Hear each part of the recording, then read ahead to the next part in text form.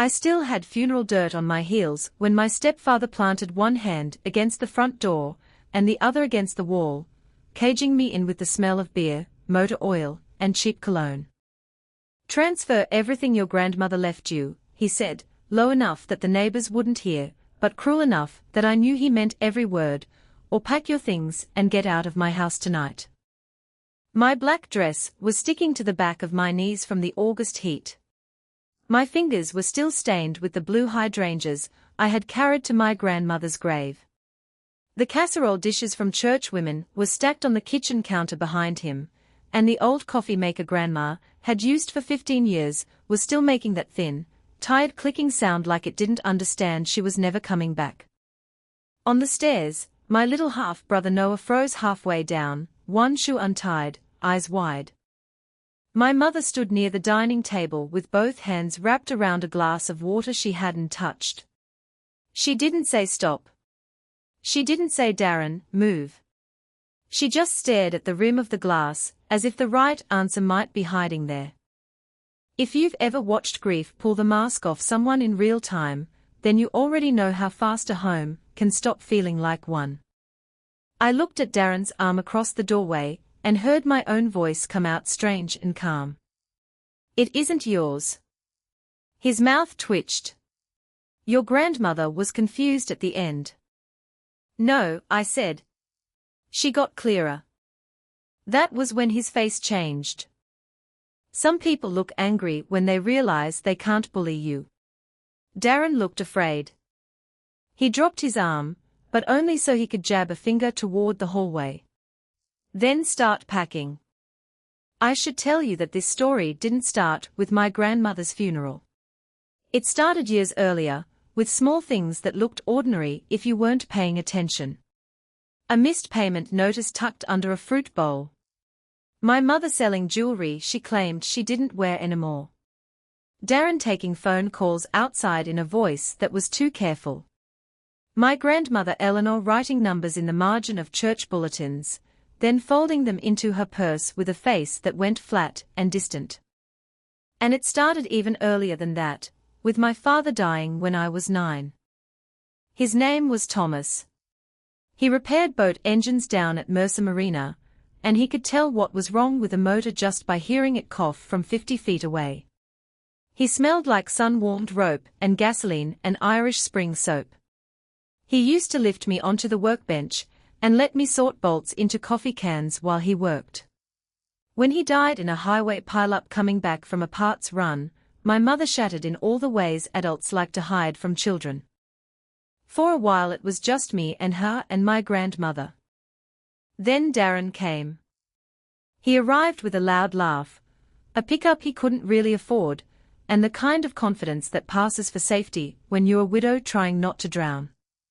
He was good at fixing things you could see. Fence gates. Cabinet hinges. Leaking sinks. My mother married him less than 2 years after my father was buried, and by then I had already learned something about men who smile with all their teeth. My grandmother had too. "He looks at rooms like he's pricing them," she told me once while shelling peas on the back porch. "Never trust a man who enters a house as if he's already measuring what he can take out of it." I was 15 when I realized she had never stopped watching him. By 26, I knew why. The reading of the will had been scheduled for the Monday after the funeral, which meant Darren had 2 full days to simmer in whatever he had already guessed. Grandma Eleanor had never been sentimental in the obvious ways. She didn't say "I love you" every time she hung up the phone. She said, "Drive slow, and eat before you leave, and take the umbrella anyway." She taught love like a survival skill. For the last 14 months of her life, when the cancer stopped being a battle and turned into a countdown, I was the one who moved back into the yellow house on Cypress Lane to care for her. I worked remote customer service by day from the dining room and helped her to the bathroom at night. I organized pills, drove to chemo, learned how to change sheets with a body still in the bed. Darren visited twice in all that time, both visits short, both visits ending with a look at the china cabinet and the old grandfather clock and the bay window, as if he were inventorying a future sale. My mother came more often, but never alone. Darren had a way of making himself present even when he wasn't in the room.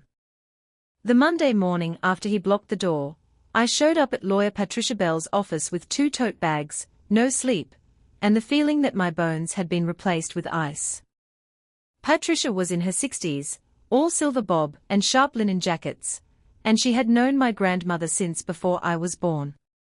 Her office smelled like lemon polish and paper. She looked at my face once and said, "What happened?" I told her. She took off her glasses very slowly. "Did he put his hands on you?" "Not exactly. That's not the standard I'm using." "He blocked the door." Her jaw tightened. "Sit down." I Saturday. My mother was supposed to meet us there, but she was 20 minutes late, and Darren arrived with her anyway. He strode in like he owned the building. "I'm here as Susan's husband," he said before Patricia even invited him to sit. "And as head of household. This whole thing needs to be handled fairly." Patricia's expression didn't move. "You are here as a guest. Speak when I ask you to." Noah had been left at school. I was grateful. He didn't need to hear what came next. My grandmother's will was simple on paper and devastating in effect. She left the yellow house on Cypress Lane to me. She left me her savings, minus 3 specific gifts, 1 small educational trust for Noah, 1 church donation, and 1 bequest of her wedding china to my mother. She left me 51% ownership of Mercer Marine Repair, the shop my father had helped build with her after my grandfather died. The remaining 49% of the shop had already been put into trust years earlier, also in my name, though I hadn't known it yet. There was a letter for me. And there was a no contest clause. Patricia read the clause twice, because Darren interrupted the first time with a sharp, disbelieving laugh. "If any beneficiary or interested party challenges this will in bad faith," Patricia said, "that person forfeits any right to receive anything from the estate." My mother went white. Darren leaned back in his chair. "This is insane." "No," Patricia said. "This is legal." He pointed at me like I was a trick. "She manipulated an old woman in hospice. Everybody knows Eleanor was emotional where this girl is concerned." "This girl," Patricia said, "bathed her, fed her, took her to treatment, and held the basin when she vomited blood." "What exactly did you do, Mr. Pike?" My mother flinched at the blood part. Darren didn't. He turned to her. "You're just going to let them do this?" My mother looked at me then, and for 1 stupid second I thought I saw apology. But what I saw was fear. Fear of him, maybe. Fear of losing whatever remained of the life she had built around him. Fear of money. Fear of truth. I didn't know yet. She swallowed. Mama always held onto old grudges. "Against who?" I asked. Neither of them answered. Patricia slid the letter across the desk. The envelope had my name on it in my grandmother's neat square handwriting. Not Kayla, the name most people used. Catherine. Only my father and grandmother called me that. My hands shook as I opened it. Catherine. If you are reading this, then I have finally escaped all the casseroles and polite lies. Listen carefully. What I am leaving you is not a prize. It is a correction. Some people will call it unfair. Let them. Fairness is not the same as equal access to what they did not build. Your father intended Mercer to be yours one day. I protected what I could after he died, but not quickly enough. There are things you do not know. Patricia has the documents. Do not sign anything in a hallway, at a kitchen table, or because your mother is crying. If Noah needs you, do not punish him for the sins of adults. And one more thing, Check the blue flour tin before anyone else thinks to empty my kitchen. I read that last line 3 times. Darren was already on his feet.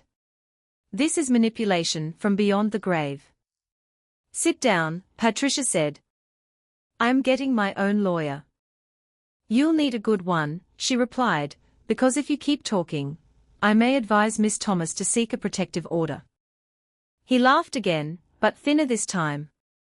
For what? For intimidation. For attempted coercion. For contesting an estate you were never named in. My mother whispered, Darren, please. That was the first time I heard it. Not loyalty. Not outrage. Pleading. A crack, small but real. I went straight from Patricia's office to the yellow house. My grandmother had kept the kitchen exactly the same for 30 years. White cabinets she repainted every spring. A rooster clock that lost 4 minutes every month. Flour tins labeled in her handwriting even though she knew perfectly well what went where. The blue one sat on the second shelf beside sugar and cornmeal. Inside it, under a folded dish towel, was a flash drive taped to the bottom. I just stared at it. Grandma had been so weak at the end she needed help lifting a teacup, but somehow she had still found a way to outmaneuver the whole house. I took the flash drive to Patricia's office. We watched it together. My grandmother filled the screen, wearing her green cardigan, her skin paper thin, her eyes hard and alive. If you are seeing this, she said, then Darren has made his move sooner than I hoped. Patricia made a small sound beside me, half sigh, half curse. Grandma went on. Catherine, there are 2 truths you need before you decide what kind of mercy, if any, this family deserves from you.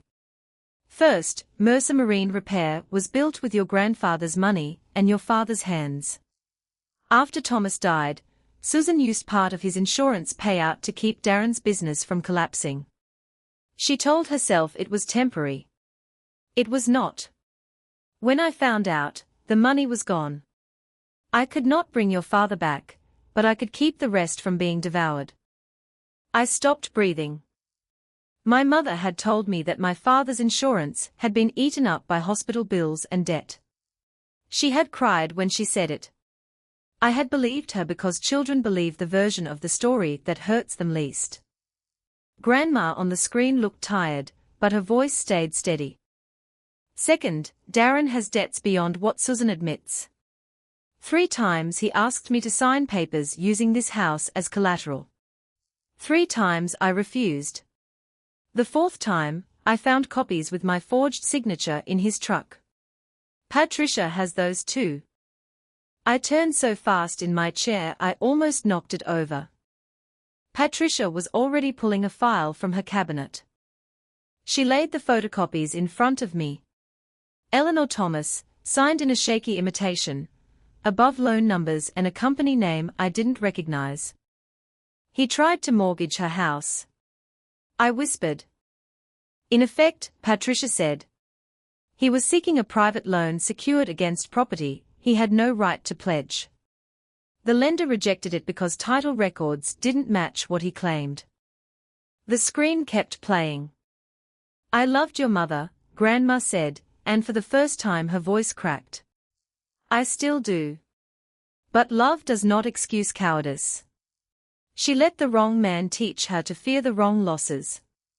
If she weeps, remember that some tears are grief, and some are simply consequence arriving.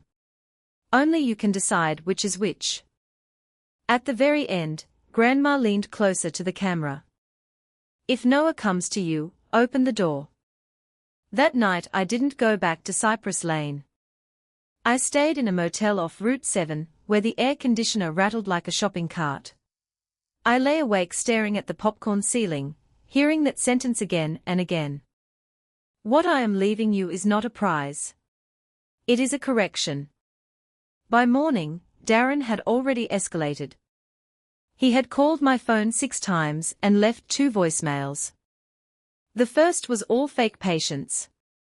Kayla, let's not turn this into a circus. Your mom deserves stability. Sign the transfer, and we'll make sure you get a little something each month. The second dropped the act. You ungrateful little vulture. You think an old woman made you rich. All she did was turn you against your own family. At 8:12, Patricia called. He's filed notice that he intends to challenge Eleanor's competency. Can he do that? He can try anything.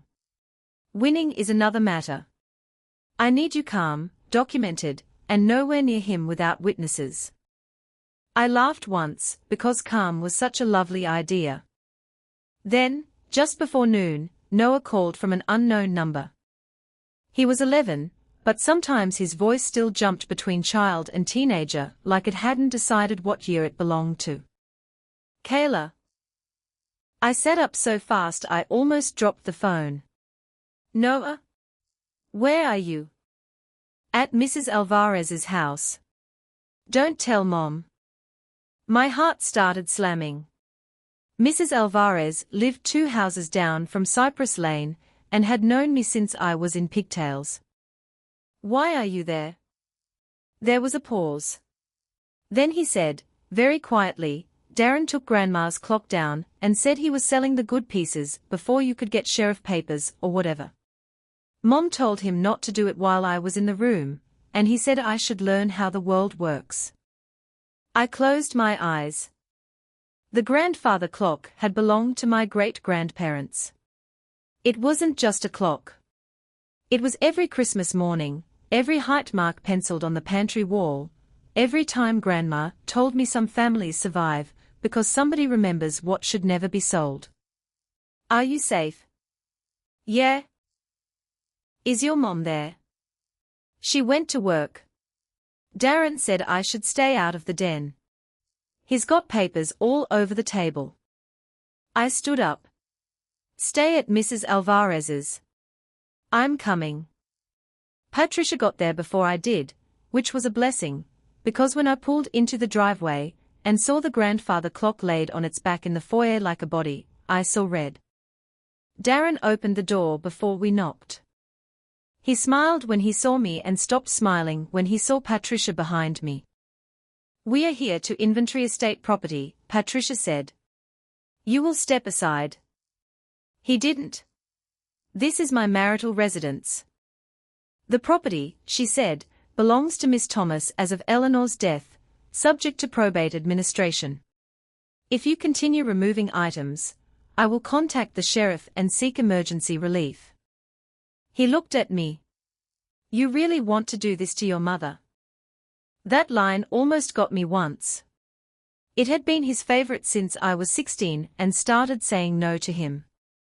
You really want to upset your mother? You really want to make things harder? You really want to split this family?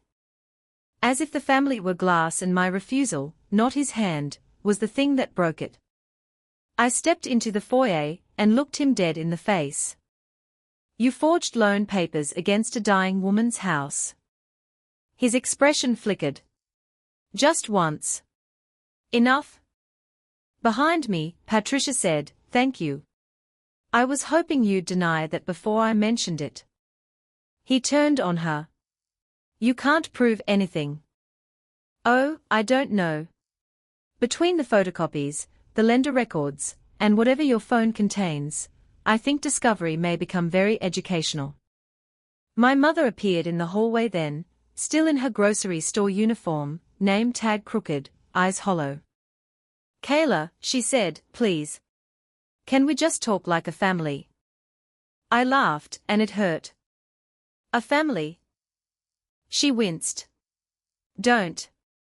Which part am I not supposed to say out loud? That you lied about Dad's insurance? Or that you stood there while your husband told me to sign away my grandmother's estate before the dirt even settled on her grave? Her lips parted. Darren moved fast, cutting in. Susan doesn't owe you an explanation for adult decisions made 20 years ago. No, Patricia said. But a probate judge may enjoy hearing one. What happened next came from the smallest person in the room. Noah walked in from the kitchen carrying a red composition notebook. No one had seen him there. He looked at Darren, then at me, and his face did that brave, terrified thing children do when they decide that being scared is no longer a good enough reason to stay quiet. Grandma told me to hide this if Darren got mean after she died. The whole room stopped. He held the notebook out to me. Darren lunged first. Patricia stepped between them with a speed I will love her for until I die. Touch that child, she said, and we are no longer discussing property. Noah came straight to me. Inside the notebook were my grandmother's dates, times, bank withdrawals, and little observations written in the same neat square hand as my letter. March 14th, Susan asked for $8,000 temporary. April 2nd, Darren arrived with blank forms. Sent him out. June 19th, Catherine changed dressings. Susan cried. Darren watched the silver.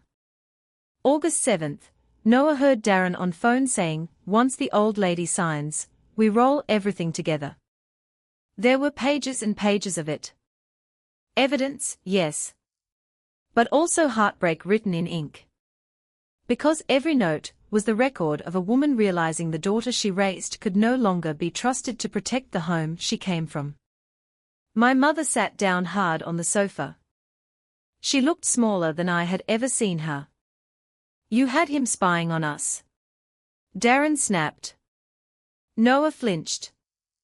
Grandma's words came back to me. If Noah comes to you, open the door. I pulled him close. He smelled like school pencils and sun and the grape gum he wasn't supposed to chew in the house. You did the right thing, I whispered. He nodded into my shoulder, but I felt him shaking. That was the midpoint of everything, though I didn't know it yet. Not the will. Not the letter. Noah. Because until then, I thought the story was about inheritance. It wasn't. It was about which generation gets sacrificed so the adults can keep pretending. Once Noah handed me that notebook, pretending became harder for everyone. Patricia filed for emergency protection of estate assets that afternoon. The sheriff came the next morning. I will never forget Darren's face when Deputy Morrow, a broad-shouldered woman with tired eyes and no patience, told him he was not to sell, remove, damage, or encumber any item on the property pending probate review. This is ridiculous, he kept saying. It's binding, she replied. Then he looked at my mother. And for the first time, I saw what she must have lived with behind closed doors for years, not a dramatic movie monster version of a bad man, but something uglier, because it was quieter. A man who made every room smaller. A man who taught everyone around him to measure safety by how little he was currently frowning. After the deputy left, he went dead still. You did this, he said to my mother. It was almost soft. That soft voice frightened me more than the yelling. Mom's chin trembled. Darren. No, he said. Your daughter did this. You let her. I stepped forward. Blame me. He smiled without warmth. I do. What he didn't know was that Patricia had already dug deeper. The private loan company he had approached had flagged the forged paperwork years ago, but because no money had been issued, nothing moved after the rejection. Once Patricia contacted them and mentioned probate fraud, the whole thing reopened. Then one of Darren's old business creditors surfaced. Then another. A man who owed money could still posture in a kitchen. A man whose paper trail was catching fire had fewer places to stand. But the cruelest truth didn't come from the creditors. It came from my mother. 2 nights later, she asked to meet me alone at the diner off Highway 12 where truckers stopped after midnight, and the pie case always hummed too loud. She looked exhausted, as if sleep had become a rumor. I didn't hug her. She folded and unfolded a paper napkin until it shredded. I didn't mean for any of this to happen, she said. That sentence has done a lot of damage in this family. She closed her eyes. I know. Do you? Her eyes filled. After your father died, I couldn't breathe in that house. Your grandmother judged every choice I made. Every bill. Every late fee. Every day I couldn't get out of bed. She buried her son. And I buried my husband, she shot back, sudden and raw. Do you think I don't know that? Do you think I don't hate myself for how much I needed someone to tell me what to do after that? For a second I saw her then, not as my mother or Darren's wife or the woman who lied to me, but as a young widow drowning while bills stacked up on the counter and everybody expected grief to make her noble instead of desperate. Then she ruined it by saying his name. Darren helped. I stared at her. He used your father's insurance money. She lowered her gaze. At first it was a loan. How much? She whispered the number. I laughed because if I didn't I would start screaming in a public diner. He used my father's death to prop up a failing shop. Our shop, she said weakly. No. Yours. His. Never mine. She cried then, quietly, not theatrically. He said once the business recovered, we'd pay it back. Then there was Noah. Then the mortgage. Then lying got easier than admitting you chose him over me. That landed. I saw it. She pressed her hand to her mouth. I never chose him over you. I leaned back and looked at her for a long moment. Mom, you let me believe Dad left nothing. She started shaking. I should tell you I wanted her to deny it. Even then. Even after the letter and the video and the notebook, some childish part of me wanted her to slam the table and say no, that wasn't how it happened, that there was one clean part of this mess left for me to stand on. But grief doesn't care what version would be easier to survive. I was ashamed, she whispered. No. You were comfortable. That was the first time I saw anger move through her instead of apology. You think I was comfortable, she said. You think living with your stepfather was some luxury. You think I don't know what I let happen. I went still. Because there it was. Not confusion. Not manipulation. Knowledge. How bad? I asked. She didn't answer. How bad? Her voice dropped. He never hit Noah. That wasn't what I asked. And the fact that she answered that way told me everything she still wanted hidden. I stood up so fast my chair scraped. Do not ever ask me for understanding you haven't earned. I left her there with the torn napkin and the cold coffee and the bill she forgot to pay. The probate hearing was set for the following Thursday. In the days before it, the house became a battlefield made of paper. Patricia gathered affidavits from Eleanor's oncologist, hospice nurse, pastor, and bank manager. All of them said the same thing in different language. Eleanor Thomas had been sick, sharp, and fully aware of what she was doing. Darren still strutted. Men like him mistake delay for victory. He told neighbors I had manipulated a dying old woman. He told my aunt in Mobile that I was evicting my own mother. He told Noah that courts always favor liars with fancy lawyers. And then he made his biggest mistake.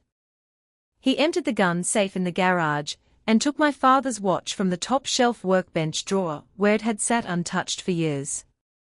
Not to keep. To pawn. How do I know? Because Noah saw the pawn slip in Darren's truck cup holder, tucked under a receipt for beer and windshield wipers, and brought it to me with both hands like it was a broken bird. I'm sorry, he whispered. I should have taken it sooner. I crouched to his height and held his face. You are a child, I said. None of this is your job. He blinked hard. Grandma said sometimes the truth picks the smallest person because everybody else is busy lying. I nearly broke right there in the driveway. That slip gave Patricia one more thread to pull. My father's watch had sentimental value, but it also mattered legally. It wasn't Darren's property. Taking it after notice of estate protection wasn't just greedy. It was defiance. By the morning of the hearing, Darren's confidence had finally started to crack. He still came in loud. But loud and scared are not the same thing as loud and winning. The courtroom was smaller than television makes them look. Beige walls. Cold air. A clock that seemed to tick twice as loud when nobody spoke. My mother wore the blue blouse she used for funerals and apologies. Darren wore a suit that fit like he had borrowed it from a better version of himself.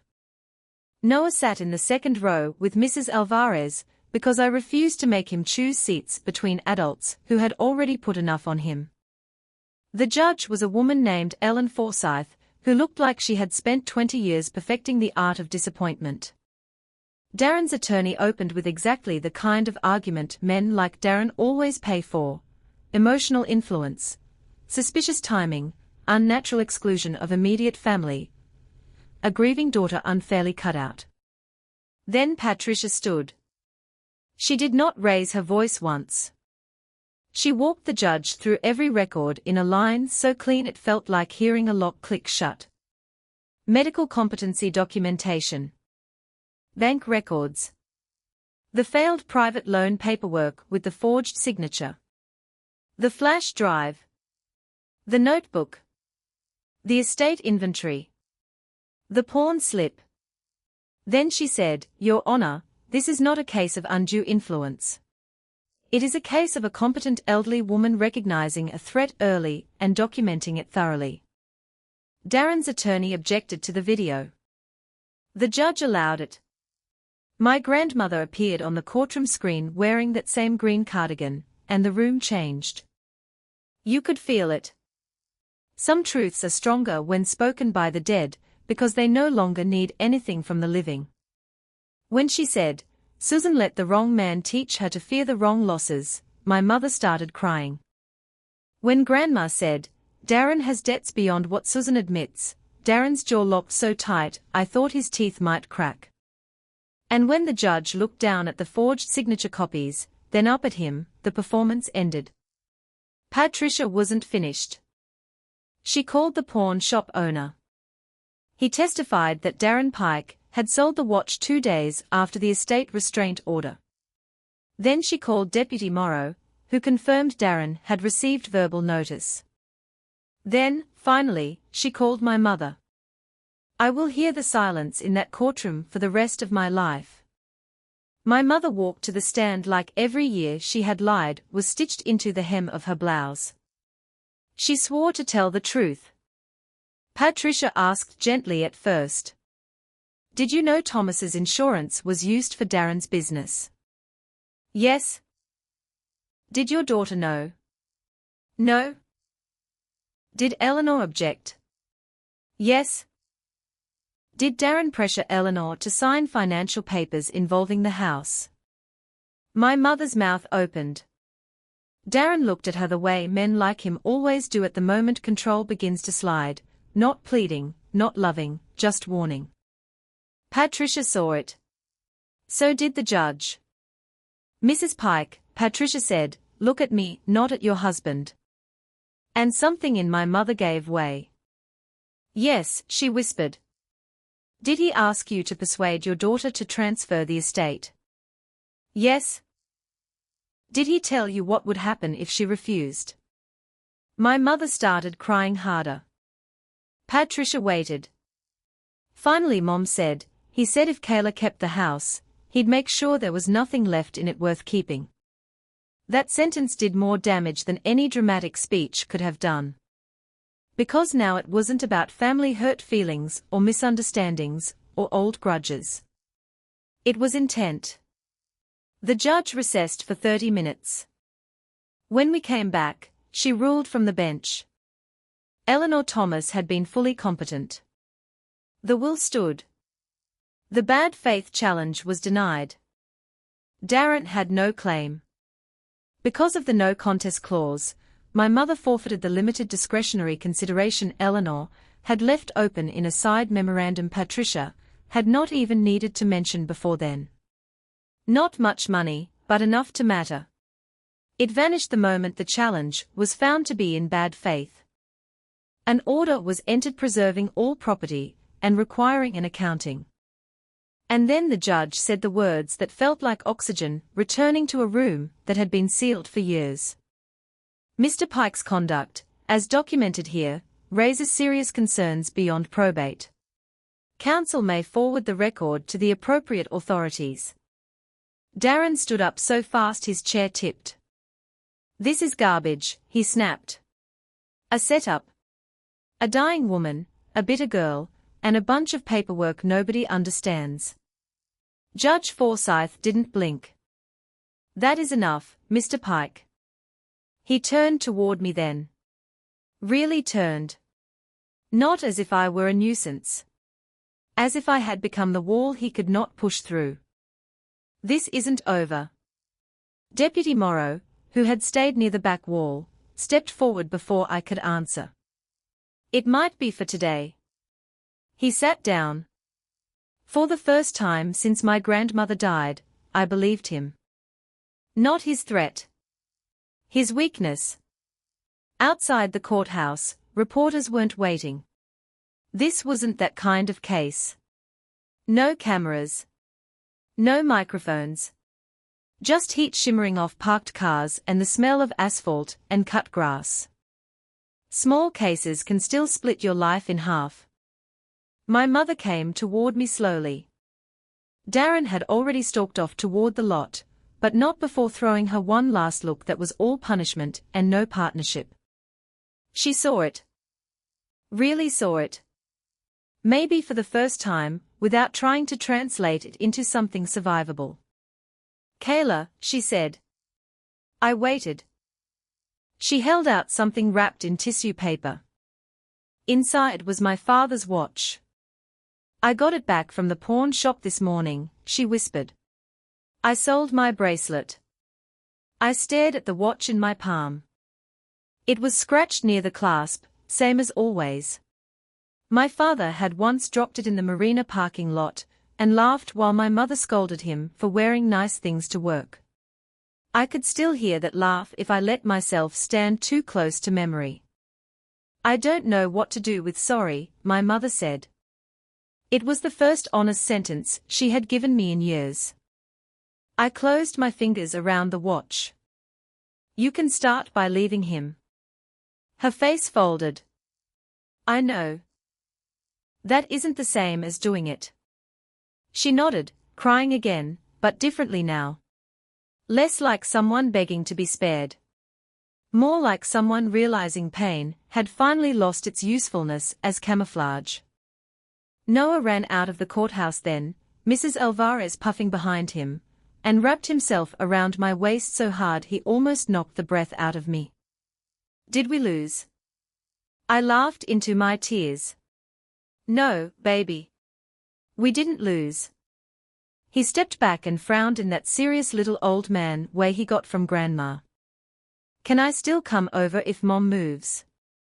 Yes. What if she doesn't? Yes. That answer mattered more than the house. 3 months later, Darren was gone. Not dramatically. Men like him often leave in the least cinematic way possible. One truck. One bad mood. One string of messages that alternate between threats and self-pity. He moved into an apartment over a muffler shop across town and told people he'd been betrayed by an ungrateful family. Maybe he even believed it. My mother filed for divorce 6 weeks after the hearing. I did not attend. Redemption, if it comes at all, should walk on its own legs. The yellow house stayed with me. I kept the grandfather clock in the foyer. I repaired the squeaky third stair instead of avoiding it. I rehung the kitchen curtain rods Darren had bent. I moved my work desk into the sunroom and reopened Mercer Marine Repair with Mr. Leland, the mechanic who had worked with my father, and cried the first time he saw me holding the title papers. "You've got your daddy's hands," he said, watching me sort invoices at the counter. "No," I told him. "I've got my grandmother's." That made him laugh. Noah got his own key on a blue float ring keychain, because he said anything else looked too adult. He came over after school 3 days a week. Sometimes we did homework. Sometimes we sat on the dock behind the shop eating fries out of a paper bag, while he told me which teachers were secretly evil, and which ones only acted like it before lunch. Once he asked whether loving someone bad made you bad too. I told him no. Then I told him staying too long where love is used against you can make you forget what good feels like. He thought about that for a while and nodded like he was filing it somewhere important. My mother came by the house for the first time alone in November. No makeup. No rehearsed speech. Just a grocery bag with 2 jars of peach preserves she had made from Grandma's recipe, and probably cried over the whole time. We sat on the porch while the first cold wind of the season moved through the pecan trees. "I rented a duplex," she said. "Noah likes his room." "That's good. I'm in counseling." I nodded. She stared out at the yard where my grandmother used to pin sheets on the line and tell me storms could be smelled before they were seen. "I used to think surviving meant attaching myself to the strongest person in the room," she said. I was wrong. It was just the loudest. I looked at her then. There was still too much between us to call the moment healing. But it was not nothing. "Mom," I said carefully, "I'm not ready to hand you the word forgiveness because you finally told the truth. I know. And I'm not going to pretend the money didn't matter. I know. And you don't get to use pain as proof that you loved me." Her eyes filled. I know. I let the silence sit a while. Then I said the closest thing to mercy I had in me. "But Noah should never have to choose which house feels safe." She cried at that, quiet and grateful and ashamed. The preserves were too sweet. Grandma's had always been tart. I almost told her. Then I didn't. Some corrections don't come as punishment. Sometimes they come as boundaries. The last thing I changed in that house was the front door. Not the wood. Grandma had loved that heavy old door, solid as a promise. Just the lock. I replaced it myself one Sunday morning while the church bells from down the road rolled through the neighborhood. The brass was cool in my hands. The screws bit cleanly. When I finished, I opened and shut the door 3 times just to hear the sound of it catching right. Strong. Certain. Mine. Sometimes I still think about that first night, standing there in my funeral dress while Darren blocked the exit and tried to turn grief into a weapon. He thought inheritance was money. He thought the house was leverage. He thought fear would make me small the way it had made my mother small. What he never understood was that my grandmother had not left me riches. She had left me instructions. Protect what was built with love. Do not negotiate with greed. And when a child comes to your door carrying the truth adults were too weak to hold, open it. So tell me honestly, if the people who were supposed to protect your future had already sold pieces of it behind your back, would you ever forgive them? Or would you lock the door and finally choose yourself?